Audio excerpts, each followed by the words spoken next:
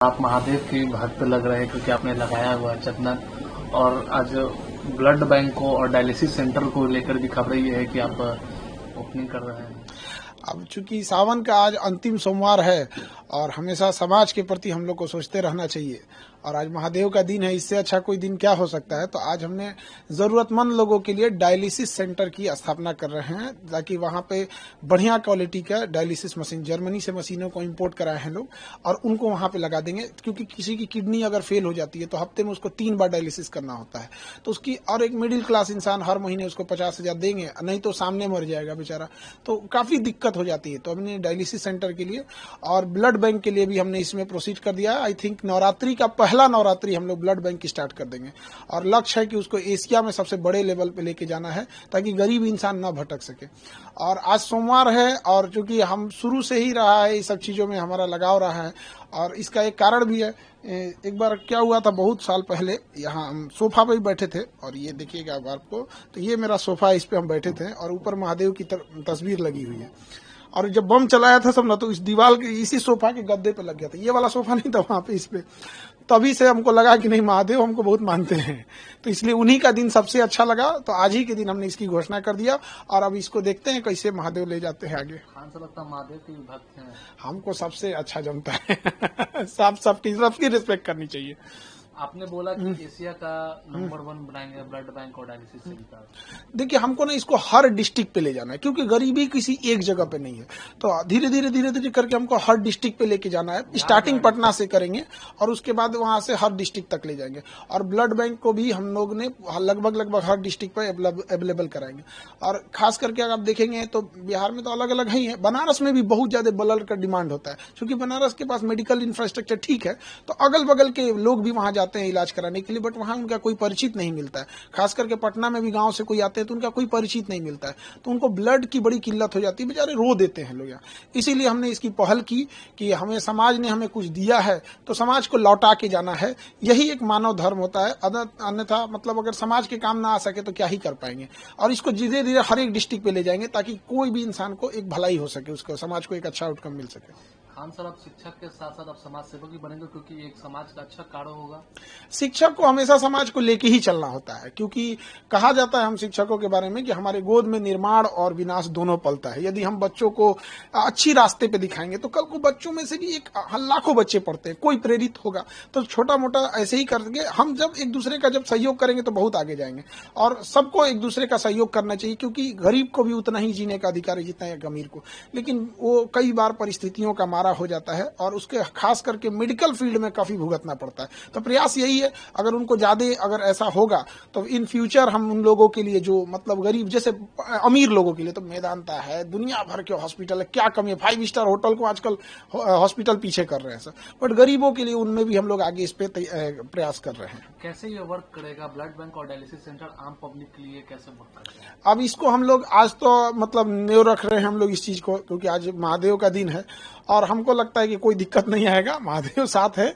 और वर्क ऐसे ही करेगा कि जैसे कोई भी गरीब आ रहा है बाहर से, अगर उसको डायलिसिस की जरूरत रहेगी या ब्लड की जरूरत रहेगी, तो उसको किसी भी परिचय की जरूरत नहीं है, और उसके लिए पैसा बाधा नहीं बनने देंगे, यही उद्देश्य है। अब बात करें, मुख्यमंत्री नीतीश कुमार है, उन्होंने ट्वीट भी किया, आज ही ट्वीट किया है, टीआरडी 4 और 5 को लेकर के डोमिसाइल नीति उसमें लागू। खान सर का क्या है उसका? देखिए, डोमिसाइल नीति लागू कर देंगे ये, और इसमें एक और चीज उन्हें करना चाहिए था सप्लीमेंट्री रिजल्ट के लिए। तो एक होता है कि बच्चों को एक उम्मीद भी थी कि मुख्यमंत्री हस्तक्षेप किए तो सप्लीमेंट्री रिजल्ट भी दे देंगे, क्योंकि बहुत सारे बच्चों का लास्ट अटेम्प्ट है, और थोड़ा बहुत मान के चलिए वैकेंसी ही है, डेट ऑफ बर्थ की वजह से अगर किसी को छांट रहे हैं तो उसको ले लेते ना चाहिए। और डोमिसाइल, अब अधिकारियों को क्या हो गया है, 6 महीना ये लोग ने ठंडी, बरसात, गर्मी, मारा लाठी पुलिस से, गर्दनी बाग में 8-8 महीना से बच्चे पड़े थे सर, और आखिर उन्होंने मान ही लिया। तो बस यही कहते हैं कि अधिकारी लोग को क्या हो गया है, आप किसी चीज को मानते हैं 8 महीना, इससे क्या होती है, एक धारणा बन जाती है कि आप जानबूझ के खराब कर रहे थे। दूसरा कि कई बार ऐसी भी मुद्दे आएंगे जो शायद आपके बस का नहीं था, लेकिन आपने एक जो रूल सेट कर दिया कि भैया 8 महीना 9 महीना बाद आप मान ही जाते हैं यहाँ पे।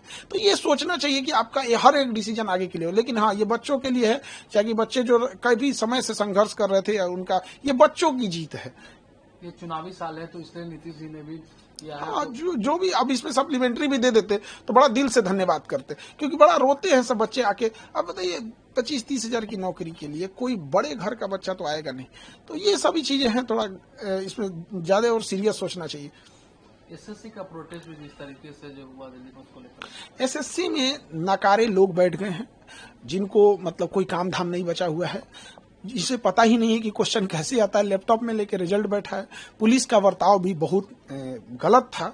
हमारे एक शिक्षक को एक अमानवीय भाषा बोली गई पुलिस के द्वारा। पुलिस भी ना भूले कि हम लोग भी पढ़ा रहे हैं बच्चों को, और हम अपने लिए नहीं लड़ रहे हैं। जो भी शिक्षक है आज भारत के एकजुट हुए हैं, अपने लिए नहीं, इन्हीं के लिए कर रहे हैं। जो संस्था ऑलरेडी ब्लैक लिस्टेड है, उसको एसएससी ने टेंडर कैसे दे दिया? मध्य प्रदेश में एडीक्यूटी को ब्लैक लिस्टेड श्रेणी में रखा जा रहा है। अब वो एडीक्यूटी यूपी और बिहार में एंट्री मारने के लिए सोच रही है, तो उसे यहां भी रोकना चाहिए और उस पर दोबारा विचार करना चाहिए कि बच्चों के भविष्य के साथ न खेले। एक अंतिम सवाल है खान सर, पूरे देश में भी जितने भी वो प्रोटेस्ट चल रहा है एसआईआर को लेकर, चाहे वो पार्लियामेंट को लेकर, और विपक्ष सभी लोग कर रहे हैं कि क्या लगता है जिस तरीके से चुनाव आयोग में जो ये समय भी चुनाव, बिहार में भी चुनाव भी साल है यहाँ पर, तो खान सर का क्या रहेगा एसआईआर को लेकर? देखिए, चुनाव आयोग हो गया, सुप्रीम कोर्ट हो गया, ये जो संवैधानिक संस्थाएं होती हैं, ये राजनीति और पार्टी दलगत चीजों से ऊपर होती है। तो इनको कहीं ना कहीं इससे देश का भी साख जुड़ा होता है, तो इन्हें स्वतंत्र रूप से काम करना चाहिए। और थोड़ा मीडिया को भी इसमें सजग होना चाहिए। क्या है कि मीडिया चुनाव से पहले ओपिनियन पोल दिखाने लगती है, तो आप जब 2 महीने से किसी चीज को दिखा रहे हैं कि ये जीतेगा, ये जीतेगा, ये जीतेगा, फिर चुनाव के दिन अगले दिन एग्जिट पोल दिखाने लगते हैं, फिर अगले दिन विश्लेषण करने लगते हैं। अब एक जो इंसान, एक साधारण इंसान घर में टीवी पे देख रहा है 2 महीने से फलाना पार्टी जीतने वाली है, जीतने वाली है, अचानक जब कोई दूसरी जीतेगी तो क्या बोलेगा? तो एक चुनाव आयोग पे इस पे रोक लगाना चाहिए कि भाई आप क्यों एग्जिट पोल दिखाएंगे, वो तो अपना ही रिजल्ट दे देगा यहाँ। दूसरी कि चुनाव आयोग को हमेशा देश के प्रति सोचे, और अगर कोई भी एक व्यक्ति छूट रहा है तो ना छूटे यहाँ पर। हाँ, जो इलीगल है वो बचना भी नहीं चाहिए, और जो योग्य है उसका नहीं करना चाहिए। अब चूंकि बिहार में ये समस्या इसलिए हो जाती है कि यहाँ पे बहुत सारे मजदूर पलायन किए हैं रोजगार के लिए, तो वो इतना जल्दी आ नहीं पाते हैं, तो ये एक बड़ी समस्या है। इस पे हमको लगता है चुनाव आयोग और सुप्रीम कोर्ट जो भी हो, इसे अच्छे से इसे फाइनल कर लेंगे लोग। 65 लाख लोगों का बिहार में कटा है, वोटर लिस्ट से नाम कटा है। देखिए, ये वो लोग भी हो सकते हैं, इसमें मिलाना पड़ेगा कि वो 65 लाख लोग क्या पिछली बार वोट दिए थे लोकसभा में, तो ये भी तो एक चुनाव आयोग पे भी और एक भारत की छवि पे भी जाएगा कि आप एक इलेक्शन में उनसे वोट डलवा रहे हैं, एक इलेक्शन में कटवा रहे हैं। तो इसमें ये बात राजनीति और ये सब चीजों की नहीं है, एक वर्ल्ड हमें किस नजर से देखेगा, फिर हमारी रैंकिंग लोकतंत्र में कहाँ जाएगी। तो हमेशा ऐसा स्टेप होना चाहिए कि देश सर्वोपरि होनी चाहिए, राजनीति दल ये बाद की चीजें है, देश रहेगा तो सब रहेंगे। तो ये बड़ी जिम्मेदारी आती है, खास करके सुप्रीम कोर्ट, चुनाव आयोग जैसे निष्पक्ष संस्थाओं की ये जिम्मेदारी बन जाती है।